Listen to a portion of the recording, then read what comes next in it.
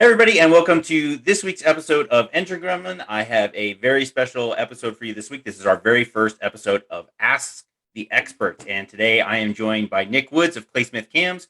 Claysmith Cams, as you guys may or may not know, was actually our very first sponsor for Project Cinder. Nick, thank you so much for taking the time to do this interview.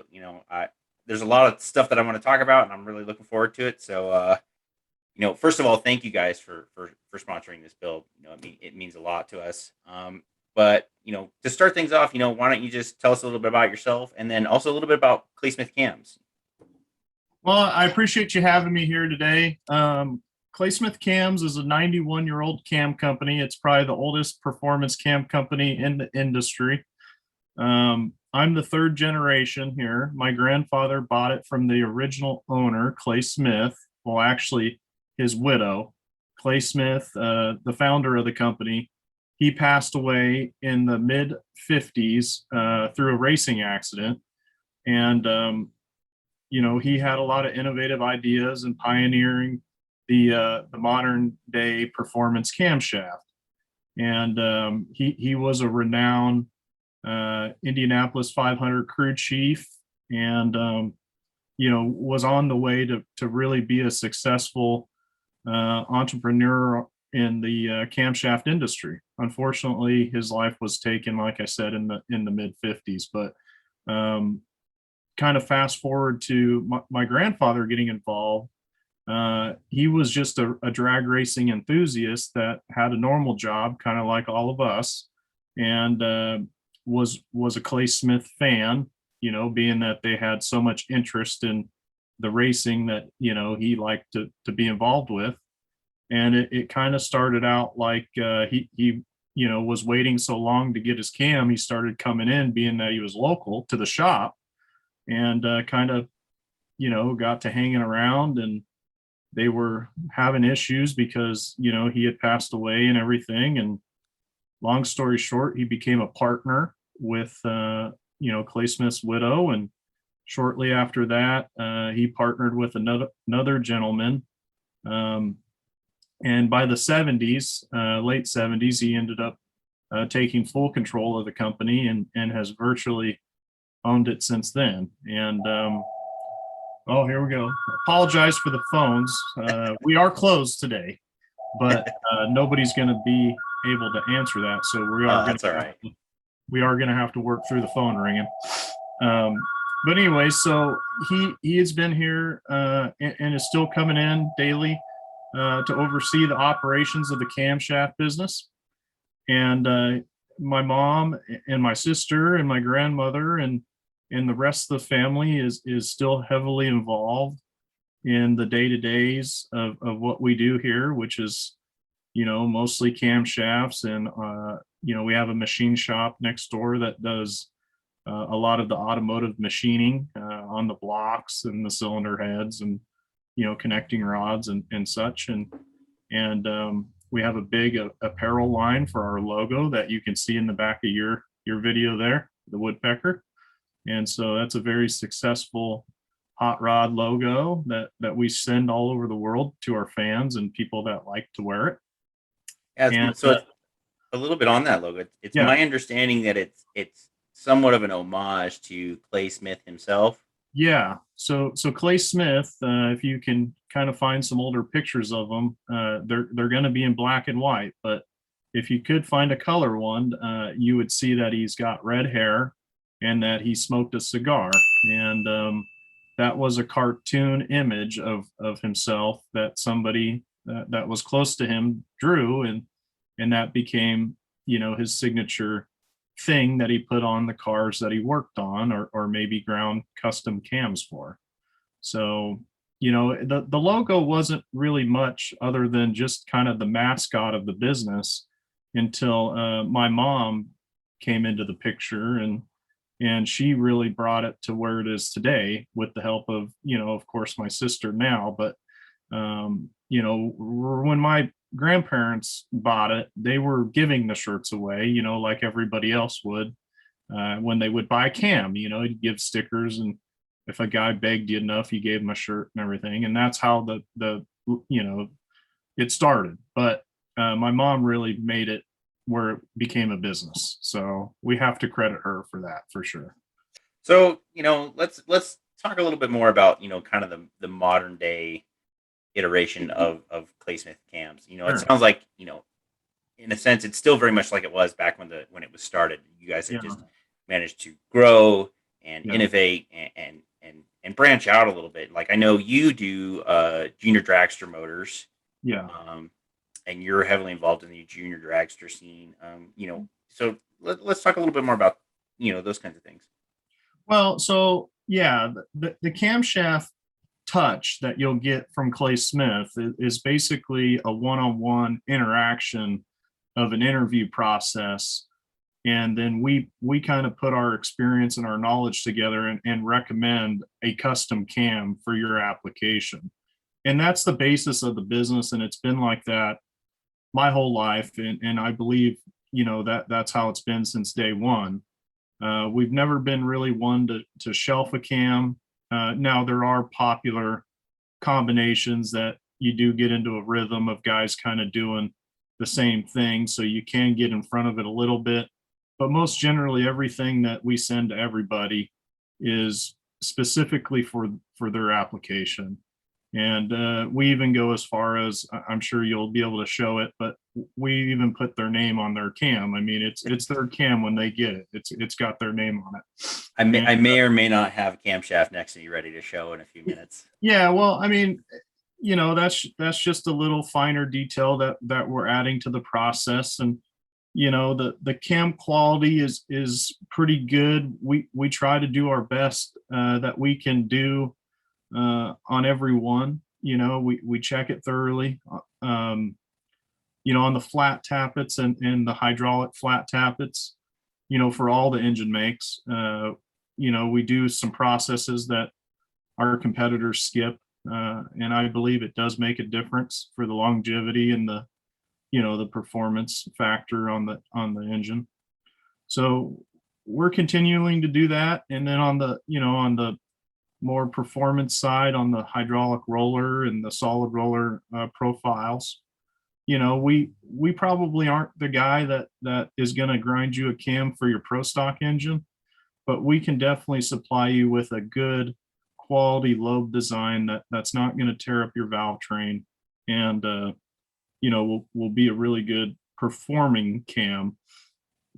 Fit and finish is beautiful. I wish I had an example here that I could show you, but today's our Friday, and I'm in the junior dragster area doing this meeting. So, um, that's where we're at.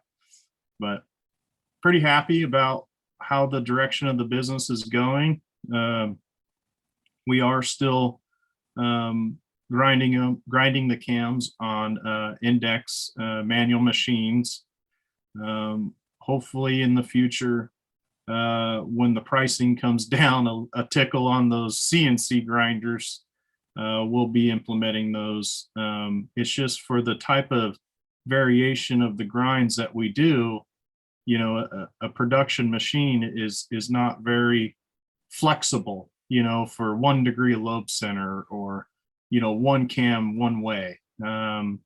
So we've always kind of pushed away from the CNCs because of that, but we're getting so busy now, we don't have enough manpower to keep up with the demand. So we got to Yeah, do it.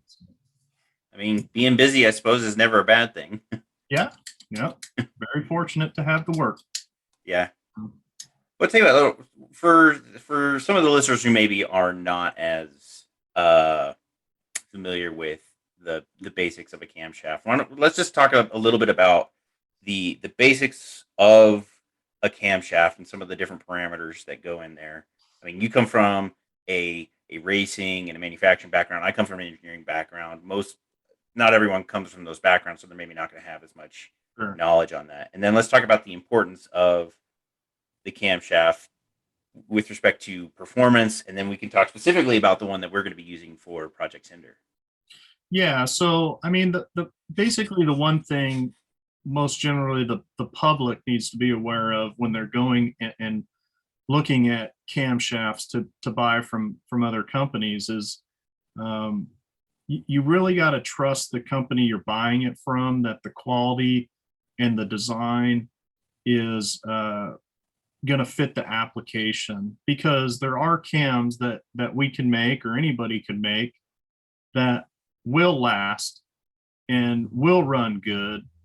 But there are certain things that you can kind of implement into the Lobe design that will make it not run and not last. So you got to walk that fine line. I'll give you an example on the flat tappet hydraulics and the solids that are working against a certain follower diameter. Say a Chevrolet is 842, a Ford is 870, a Chrysler's 903. The Lobe profile is very specific to that follower diameter. So if you have a design on a Lobe that is, say, very mild on the duration at 50, and you get to a certain Lobe lift, you're going to make the Lobe pointed. Okay. So if the Lobe is, that's a very exaggerated, kind of model, but if the Lobe has any point to it, and the lifter comes around and always tries to hit that point, you're going to eventually wear the top of the Lobe down. And that's what you guys see when you run into problems with a flat tappet cam. The top goes away. And so the idea to get a flat tappet cam to live is a nice round shape, at the top. And what you'll find when you get that shape is a big sacrifice in lift on the Lobe, especially when you're looking at a mildly durationed cam. But we really feel that, the trade-off to give a guy a cam that will last the life of the engine, or give them a cam that has 10 or 20 thousandths more valve lift and may potentially wear out prematurely, is not really the way we want to sell cams. But and that makes sense. Yeah, and there are ways to compensate for sure. lower lift, with larger ratio roller rockers, or Yep. if Yep. you want more airflow, you can get bigger valves with a new head. That's So it. in my mind, having that amount of durability and reliability in your Yeah. camshaft is a better trade-off for an engine that's going to be used regularly, where you can compensate in other areas. Now, in say like a performance engine that's being used like on the drag strip, where it sees 10 seconds of use at a time, You get away with it. yeah, it makes sense. But you blow out a camshaft and your lifters, they get ground down. That's a whole motor rebuild, as opposed to, let's say your roller rockers go first. Well, then you take the valve cover off and do some maintenance, adjust the lash, maybe change it out if you have to. But that makes sense. And I will touch on one thing. It's an unfortunate thing that the public, the automotive performance enthusiast, has got accustomed to looking at specifications just based off of lift. And that lift sometimes will sell you more camshafts. So like, say for an example, in a small block Chevrolet V8, a guy's always wanting 500 lift, no matter what kind of spec he's got. It's like his buddy told him he's got to put a 500 lift cam in there. And so cam companies go ahead and make that cam, with that lift and that lower duration. And it is a bad thing to do. When I stare at that camshaft analyzer every time we get a part in from another competitor that's worn down, and I go, this should have never been made or sold. And it makes me think, why are they doing it? But I know that the customer wants it. So just keep in mind, anybody that watches this video, there's other ways to get performance out of your engine, and not have to worry about wearing that Lobe out and that valve train getting radical. So Yeah. So we've talked largely about the amount of lift in the Lobe and the duration. Let's talk about a little bit more about the separation of the lobes and Yeah. how that affects performance, because I think that's the other key part of a camshaft design that's worth talking about. Yeah. Well, so the lobe separation angle is a very interesting factor in the camshaft. Um, from my experience, and you guys can see that I'm not, 60 or 70 years old yet, but I do have a lot of experience building these one cylinder engines, and they're primitive, but I do get to kind of hone in on a one cylinder, type of less variable application. Mhm. So I can tell you I've tried a lot of different things and had to prove myself, why they didn't work or whatever. But the tighter LSA on most generally all engine applications seems to really benefit a flatter torque curve and a more rapid throttle response if you're using a carburetor. Um, but you have to keep in mind that every degree of lobe separation angle is 2 degrees of overlap you're increasing into the motor. So, if you take a camshaft, say for example, that's ground on a 108 lobe center, and you move it to a 110, a lot of people think that's only 2 degrees, but in the engine, it's really 4 degrees. So you'd be making the camshaft 4 degrees smaller. Um, so there's certain engine builds or certain engine makes, so to say, like a big block Chevy seems to really like a 110. A small block Chevy seems to be pretty optimum on a 106, if you can talk a guy into believing that. Um, there are some LS engines that seem to like a 112, and we're trying to sneak them down there to the tighter LSAs. We're getting people kind of convinced that, that it's the way to go, but it's a hard sell.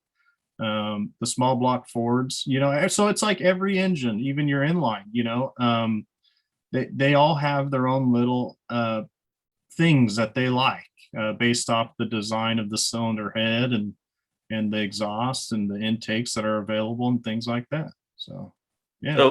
So speaking of that inline, so I actually have a camshaft here with me, and so for starters, I've got the first thing I noticed as it came out of the box was the certificate of the grind, with your personal signature on the back, no less, Yeah. stating that you've looked this over, you certified it, and, it's good to Mhm. go.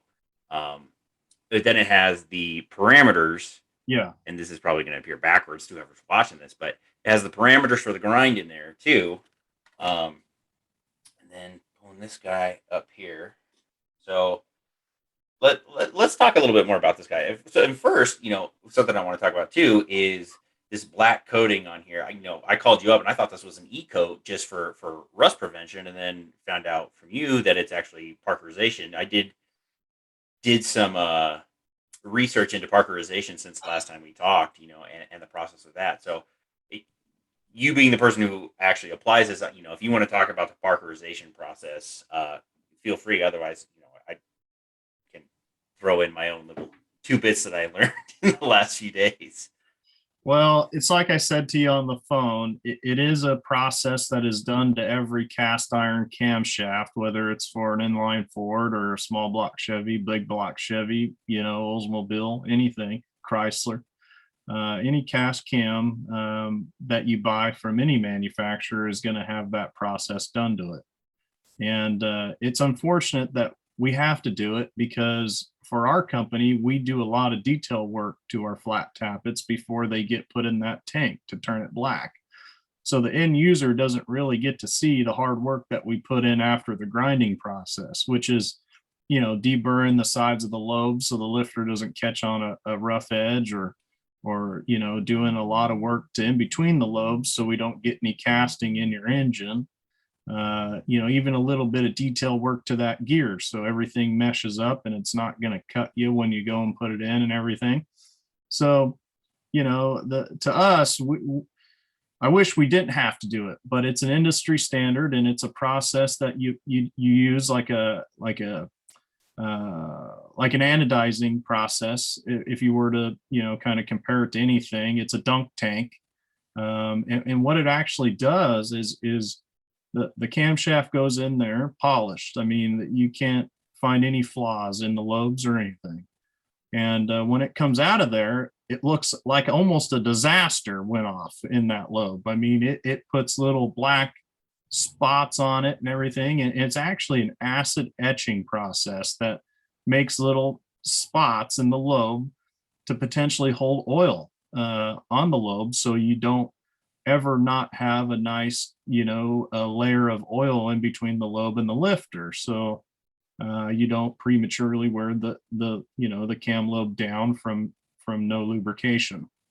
Yeah, and I So think I think that might be a point of misconception in the car community a lot. mhm, Between oil is oil is your lubrication, but then you also have your frictional surfaces, and a lot of people seem to think that, well, if I have a perfectly smooth surface between say the the lifter and the yeah, lobe, I need less lubrication, or there's going to be less friction. But where the rub comes in is that most people don't realize that that oil needs a surface to attach to. So if you had a perfectly smooth, frictionless surface, no oil would stick to this, and it would that's right. rub and it would get hot and it would be terrible. Of course, I Yeah, guess technically, if it was frictionless, you wouldn't need yep, lube, but we don't live in a perfect world. yeah. um, and The so solid, there's that just sweet spot. Yeah, just to Between kind of interrupt, I mean, the solid rollers are the same way. I mean, a lot of cam companies found out the hard way that if you got the lobe too smooth and the finish on the roller was the same way, the roller actually stopped spinning, it just skid.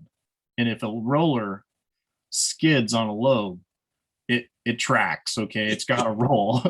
And that's we never got into like the super crazy RA finishes on the rollers. We use a 220 belt to finish polish it, and it looks beautiful, but it does have some bite there to be able to spin that roller, and that's really what you want to have. And it works the same way with the flat tap. It's just with the flat tap, you can actually make really smooth, and the parkerizer will compensate for that issue after it comes out of that tank.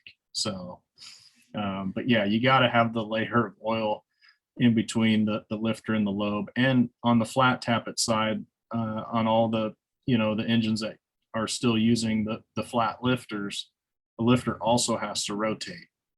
If the lifter does not rotate, that makes it harder for it to get in between the lobe and the lobe and the lifter oil to get in. So our camshafts are all ground with a minimum of 4 thousandths side to side taper.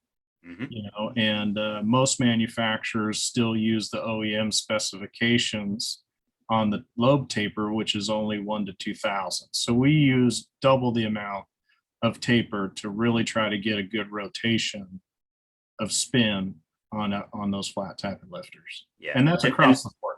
and just to All explain to a little bit better for maybe the folks who don't understand is, you know, on the lobes, like you said, there is a taper on that lobe, and that is so that lifter doesn't ride up and down on the exact same spot. It actually rotates the lifter as it's going up and down, so you get an even wear pattern, and it doesn't prematurely, you know, cut a groove into your lifter, and then because that's when things start to heat up and bind, and it's no good. Yeah, and it also helps for when the cam's coming around on the opening side. It's going to spin it as it opens, or as it goes up, and that helps to not want to dig into the side of the lobe and wear it out. So the spinning is good. They have to spin, and you don't want to go and make the lobe where it only has a minimum surface area for the lifter to ride on.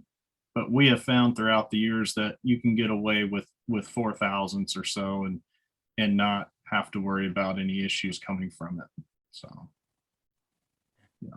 So let's talk about this specific cam a little bit more. First thing, I was not expecting this, and I was tickled pink when I saw this when I opened the box.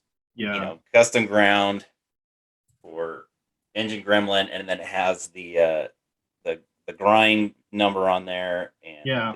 cams and Mr. Horsepower on there, and I even noticed on the lifter here that you guys sent us. Even the Mr. Horsepower logo. I don't know if you can see it very well or not. Is on each and every one of those lifters. So Yeah. the attention to detail, it's fantastic. So you and I, we had gone through that interview process that you had talked about. Kind of Mhm. that one-on-one, Yeah, making sure that we found the right grind for this right. particular build. Now, this is a 264, 274 uh 0B. So it's a 110 lobe center. Hmm. And you'll have to remind me what the B stands for.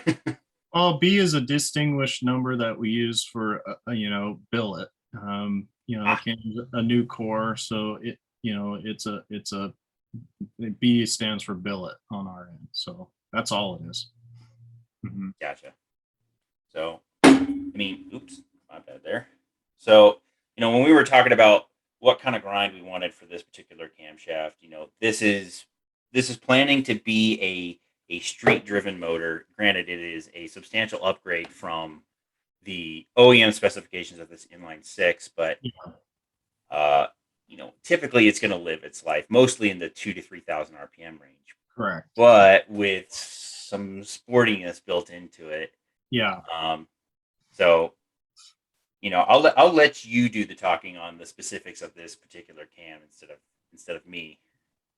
Well, it's hard for me to remember every application, but if I recall the original conversation with you, you said you were going to do some things that are pretty, extravagant in the inline Ford 6 world. Some of them you're talking about doing, I don't think have ever been done. But one of the things that kind of caught my ear was saying that you're going to go to the aluminum cylinder head. That's the aftermarket option from Matt at Classic Inlines, and Yep. um, we have worked with customers that have gotten that cylinder head for years, and there's certain applications and camshaft grinds that we have felt have done pretty well with that head. Um, the 274 grind that you have on your exhaust lobe there is a great grind. And when a guy can get away with it on both sides, it does perform well. But you do sacrifice a little bit of street manners with it because it's a higher overlap cam. So what we've done with that grind that you have there, the 6474, is we took a little exhaust or intake duration off the cam that we know works really good to reduce the overlap down so a guy could actually get some street manners, for the everyday car that he plans on putting this engine in. But the cool thing about that grind is with the longer exhaust duration, you should get some benefits of some pretty good little peak RPM horsepower. And so that's what we're finding. And, most modern engines that you'd find from the factory do the same thing. They run a split profile, and mostly for emission reasons and stuff to get them to run clean down low and not put a lot of overlap on the idle side to make it where it's going to richen up the mixture and everything. Even though they have electronic fuel injection, you still have a mechanical part in there that is causing it to want a certain thing. Yeah, that's what I can recall of it. And then you can go into depth about the experimental stuff that you're going to try if you want to cover it on this episode. But I think that those things that you're talking about doing are innovative, and I hope that it works the way you think it'll work. So Yeah, I'm definitely very, very hopeful. And, the shop that is machining this motor has a dyno. It's one of the yeah, reasons why I went with DC Racing here in Denver is they have an actual engine dyno, so we can actually pull the numbers from this and see what those torque and horsepower curves are going to look like. And yeah. you can bet your bobsled that we're going to be sending those to you. Well, um, it's like I told you too. I mean, if you find that you want to step up to the bigger grind, to just see the effects, it's always an option down the road. But I feel like for what you're doing, you'll be plenty satisfied with this grind here. I think so too. And just to kind of remind some folks of some of the things that we're doing to this motor, I'll stay away from some of the generic upgrades like the double roller timing chain, but the vintage inlines heads, the aluminum cylinder head, that's the main big one that makes a huge difference because those original cast heads are terrible. They're terrible. They have poor airflow. They're undersized for their cross flow area. You have the intake on the same side of the exhaust. Granted, that's not solved with the vintage inline's head, but it is at least better. The really innovative things that we're doing with this particular motor build, the main one for me is the sequential port fuel injection using a Holley HP ECU. And to my knowledge, there is not a Ford 200 straight six out there that has ever had sequential port fuel injection. I think there are some that have had multi-port fuel injection on a few racing applications, particularly in Australia. None have ever had sequential. And then the other thing that we're going to be doing that I don't think has been done is coil near plug spark. So we're going to a distributorless system, sort of. We're using a Holley Hyperspark distributor, but we're not actually using. We're just putting a blank cap on top, and we're turning that into a cam sensor. We could use the cam sensor from like a 93 Ford Ranger, maybe a 97, somewhere in that range, because they are compatible with this block. They had the straight 4. It was basically just the same block, just 2 cylinders shorter. Let's see. And then we've got the dual 3-to-1 stainless headers, to help increase our performance, get really great sound. The Yellow Terra roller rockers, the 1.65 ratio roller. So those are a significant increase in the amount of lift compared to the stock size. So overall, I think this is going to be a really great performance engine. And then eventually, what we would like to do once the build is entirely done, we'd like to strap a small turbo on there and see what we can get her to yank out. So, Yeah, I mean, you never would think there was this many inline 6-cylinder Ford enthusiasts, but my mom worked with Mike, the old owner. They passed away. That Matt bought his business from at Vintage Inline. I think Yep. it was used to be Classic Inlines, but I think Matt Yes. Vintage. So I remember it as Classic, and Matt's got it named as Vintage now. But Matt's a great guy. He's doing the best he can to supply everybody with their inline Ford 6 parts and stuff, and it's just a tough deal. A lot of people call and say that they're struggling trying to get the stuff, and just know that we're all trying to do the best we can to fit that little niche that really nobody wants to play with, with the exception of us and Matt, maybe a few other people that are screwing around with it. So That and the Aussies. Yeah, the Aussies. Yeah, a little interesting to get the parts over from Australia, but the motors are kind of, I'm not gonna bash them because I'm sure everybody watching this is gonna have one or whatever, but there are room for improvements. Oh yes. And but they're still a neat motor. I mean, they were probably one of the first engines to come out that were kind of reliable, I guess. I don't know. I mean, back in the day, they got like 24 to 25 miles to the gallon, and that was in the 60s. And yeah, they were really. Our motor has 169,000 miles on it. Exactly. We opened that sucker up a few months ago, and it was in fantastic condition. Mhm. Granted, it had been seized, but everything inside of there, the cam bearings, the crank bearings, they were in Yeah. great condition. So if you took care of it like this one was, last you a long time. 169,000 miles in 1968. Very impressive. Fantastic. Very impressive. I mean, that went through the different eras of the fuel and everything that had the lead and didn't have the lead, and going through the different types of heats that are now involved in the unleaded fuels and everything. So yeah, I mean, it's pretty cool. And I hope that things that you're doing help the manner of guys for the next think builds and stuff, and hell, I mean, if you do it right, they'll come and they'll want to do it just like you did. So Yeah, and that's my hope too. And I think the Ford. First of all, straight sixes are making a comeback. I think you owe a lot of that probably to like the 2JZ and RB26 engines yeah. and the GTRs. and in the Nissan, KDM style cars. Um, but also, the Ford 200s, everyone knows about the Ford 300s. It's bigger brother, practically indestructible engines. And they have a lot more support. But most people take these Ford 200s and they just go, yeah. And they throw in like a 289 or they do a 5.0 Coyote swap. It's been done to death. And that was part of the reason why we wanted to keep this motor was we wanted to prove that you could make a solid performance motor with this old 200 straight six. And then we're hoping that, by doing so, maybe we can convince people to don't throw out their Ford 200s, because they're in a surprisingly a lot of cars. Like you look at the Ford Falcon, the Mustang, they're in a lot of vehicles. And so I think there's a lot of opportunity out there in the market for people to look at that Ford 200 and go, okay, well, maybe this is worth putting a little effort into and turning it into a modern vehicle. Sure. Yeah, I agree. And you're absolutely right.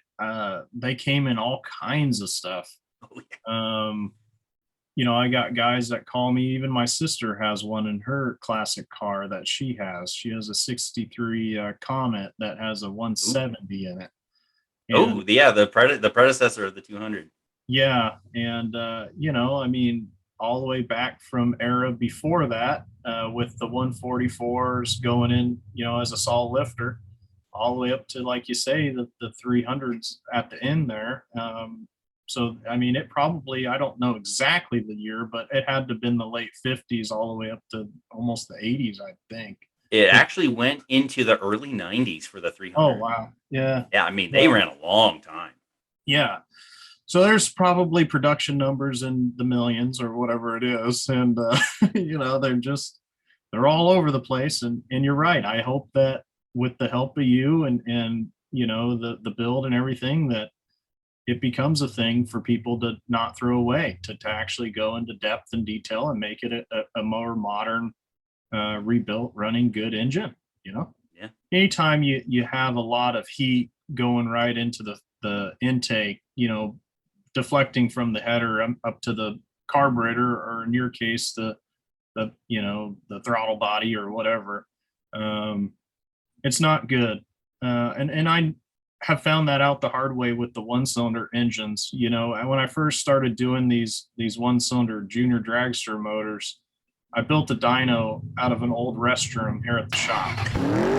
And it's literally right here, okay? And that literally was a restroom. And we took the toilet out and we put the dyno in and painted the walls and everything. Well, I put the biggest fart fan I could put in that room, thinking that I could dyno these engines. These are little engines, man. They're not that big. I thought I could dyno the engines and shut the door, and not have to deal with the noise and shit. Because I'll tell you, you do enough of them and they become annoying. And so it's nice to not have to deal with the noise. Well, I started out learning how to use the dyno with a Predator motor from Harbor Freight, the $89 deal, at the time. I don't know what they are now. Yeah, the little 100cc whatever go-kart motors. Yeah, it's like the little motor that you can buy for under $100, or used to. So I bought that thing and learned how to use my dyno, and it was interesting. I would running it and everything, and I wouldn't shut it off, because why? It's we're not trying to save it, so long story short, after the second or third pull, the engine started losing all the power. And I'd go into the room and I'd just feel how hot it was. And the thing started just breathing in its own exhaust. And I'm like, well, I don't have enough room evacuation here. So it looks like if it can't do it with this engine, it'll never be able to do it with the big engines that I build, out of the heavier, older kids' classes and stuff. So that's, again, that's how you find stuff out. And anytime that an engine design has the exhaust right above the intake and you close the hood down, if you see it being a problem with the hood up, and you can feel the heat and everything, just imagine when you close the hood how bad it is, Oh, yeah. Because then it's just an oven. So yeah, that's one little issue. And I think that if a guy really wanted to kind of help it, he needs to do all those fancy things to the exhaust, the coatings, the wraps, and all the crap to just try to keep that heat right there in that header and not let it deflect out to whatever's above it. Is probably one of the things that could really help. So Yeah. yeah, but that's a little story on what I know about how heat affects the motors and exhaust gases. Make sure you have that header sealed up too, because if it's like, if it starts breathing in exhaust, that's bad. Yeah. No. Choke. It's literally choking itself to death. Yeah. So, but cool. We'll tell you what, Nick. I know you and Tracy and your whole family is there. You guys are always up to a bunch of stuff. You're doing a bunch of junior dragster stuff, and I see Tracy posting stuff online of different events all over the place. yeah. So just kind of for everyone out there, where can folks one find out more about you guys and the products and services that you offer, and then also just tell us a little bit about some of the other stuff that you guys are involved in. Well, you can call us any day but Friday. As you can see, Friday's a day off. We're not going to answer that thing. But Clay Smith Cams has a website that anybody can go to and look at the parts. And it's basically a snapshot of what we actually do. And I just want everybody to know, if you go onto the website and you don't see exactly what you're looking for, please don't hesitate to call us, because we're here to help you. And we have so many more things that we don't have time to or know how to put on that website. We don't have anybody here that's a computer genius or a web designer, and we're just trying to get by with how to do it ourselves and everything. But we specialize in all kinds of different engine makes and sell parts and do machine work. And the phone number, of course, is on claysmithcams.com. And to the event question, we try to do as many local car shows as we can to get the merchandise out there to the fans and stuff. We're in Southern California, so mostly we travel up and down the coast here doing the little car shows. And then on the racing side, of course, you said that I specialize in the junior dragster engines, and I do, and I travel all over the country for those. I have families that hire me to help them run their cars and stuff to get the learning process out of the way. So I'm constantly all over the place. So you may see me where you would least expect to see me, at a racetrack, helping a family work on their kids' car, trying to teach them how to run it and race and stuff. So yeah, I think you said you were going to be out here in Bandimere in July. Yep. So hopefully we should have the car at least running and driving by that point. Yeah. It probably won't be done, but at least enough to maybe take a little test run down the strip. And I would love to take a day and seeing you in your element out there. Yeah, and it's cool because that event, we're actually one of the title sponsors. So if you have the car running and everything, even though that it's a junior dragster only event, probably be able to put in a good word to get you. So multi-pass. Yeah, we'll see if you can outrun a junior dragster. I've speaking of junior dragster, I know you and the fella out in, was it Illinois, Jordan? Is that his name? You guys did a podcast for a little bit, and yeah. So I listened to the podcast there for a while. So for folks out there who want to know more about junior dragsters, I highly recommend you listen to the podcast. It's called First is Worst, and they explain the reason why it's named that in episode 1. So definitely check that out if you want to know more about junior dragsters. Yeah. I think we're about out of time here, Nick. All righty. I know you got stuff to go about here. So again, thank you very much for taking the time to let me interview you and talk about Clay Smith and this build. I really, really appreciate it. Yeah, not a problem. Anything you'd like to kind of?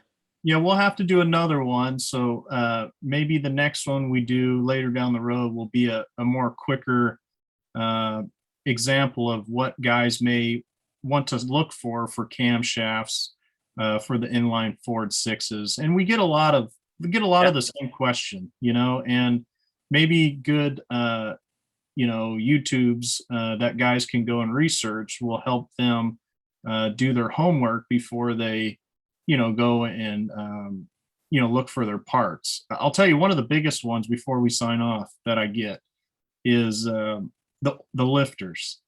We have a description on our website that says for oiling and non-oiling. And a lot of people don't understand what that means. And what it does actually mean is, like, for your build, you're using a roller rocker from a Yellowterra. And that rocker is getting oil, I believe, from the push rod. Yep. Where a stock engine gets oil from the shafts of the rocker. So the all the engines that are still using the stock shaft rocker assembly would use a non-oiling lifter because it's not going to oil through the push rod. So we'll help the description on the website as soon as I can get my mom to do it, to put non-oiling to push rod, not because people think that the lifter is not going to get any oil because it says non-oiling, and they're like, wait, it's a hydraulic, how's it going to pump up if it's non-oiling? So to our defense and your defense, it's probably not as clear as it should be, but hopefully that sets the record straight. So cool. Yeah. Well, I would definitely love to do another episode talking, a shorter one where we talk about what to look for in a camshaft, specifically for these inline sixes. So look that's for that. Fantastic. Yeah. So yeah, it's a date then. All right. Sounds good. Well, cool. Well, thank you, Nick. And to everyone out there, thank you guys so much for watching the very first episode of Ask the Experts. And, again, check out Claysmith Cams at claysmithcams.com, and also check out their store for the Mr. Horsepower merch and stuff. It's actually really, really good. I've got quite a bit of it, as you can see. And then be sure to check out the Engine Gremlin channel on YouTube, and you can also find us on Instagram at Engine Gremlin 6 and on Twitter. Be sure to like and subscribe. It helps us make more regular content on a regular basis. And I think that'll do it. So I will see you guys next time. All righty.